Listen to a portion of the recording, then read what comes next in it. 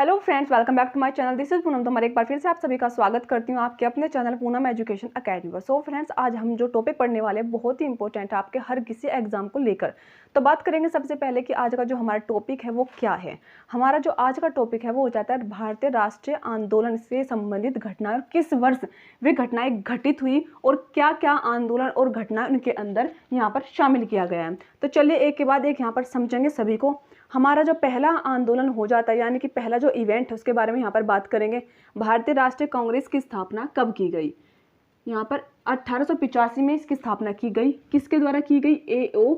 Hume के द्वारा स्थापना की गई। अब बात करेंगे बंग भंग आंदोलन कब आपका हुआ? 1905 में बंगाल के विभाजन के विरुद्ध यह घटना यहाँ पर घटित हुई। मुस्लिम लीग की स्थापना किस वर्ष की गई? 1906 में मुस्लिम लीग की स्थापना की गई। आगा खां एवं सलीम उल्लाह खां इससे संबंधित व्यक्ति थे। कांग्रेस का विभाजन कब किया गया? 1907 में कांग्रेस का विभाजन किया गया। विभाजन करने के बाद में वो नरम और गरम दल में विभाजित हो गई थी। अब बात करेंगे होम रूल जो आपका आंदोलन है वो कब हुआ? 1916 में। इससे संबंधित व्यक्ति थे तिलक एवं एनी बेसेंट। लखनऊ पैक्ट ये किस वर्ष किया गया? दिसंबर 1916 में। और जो इससे संबंधित था वह कांग्रेस एवं मुस्लिम लीग के बीच समझौता।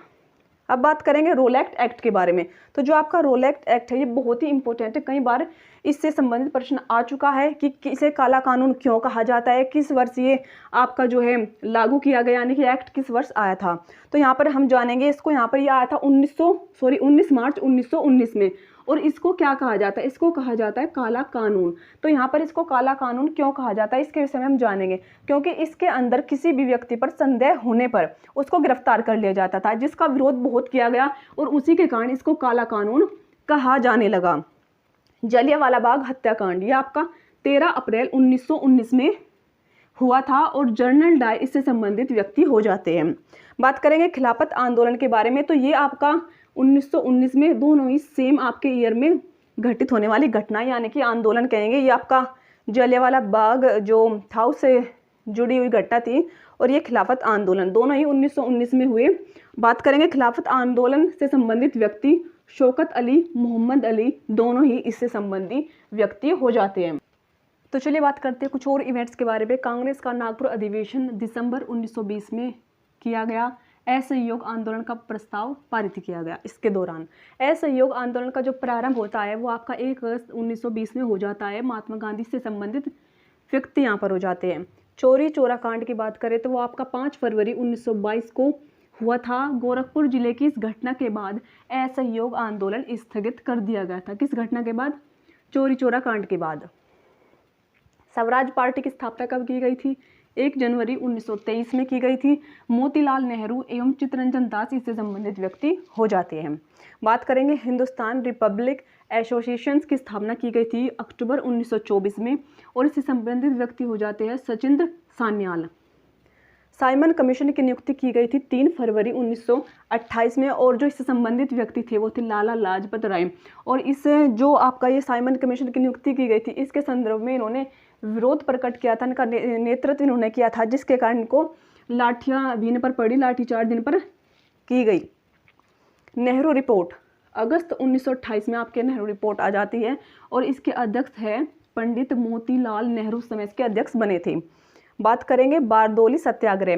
तो ये आपका अक्टूबर 1928 में बारदोली सत्याग्रह हुआ था और जो इससे संबंधित व्यक्ति थे वो थे सरदार वल्लभ भाई पटेल। गुजरात के किसानों की लगान में वृद्धि करने के कारण उस जो ये आंदोलन आपका हो जाता है बारदोली सत्याग्रह, इसका नेतृत्व इन्होंने किया था। तो चलिए फ्रेंड्स, कुछ और इवेंट्स यहाँ पर कवर करेंगे। लाहौर षड्यंत्र केस ये आपका 8 अप्रैल 1929 में हुआ था। भगत सिंह एवं बटुकेश्वर दत्त द्वारा असेंबली में इसके दौरान बम फेंका गया था। कांग्रेस का लाहौर अधिवेशन दिसंबर 1929 में हुआ था। पूर्ण स्वाधीनता का प्रस्ताव इसके अंदर रखा गया था।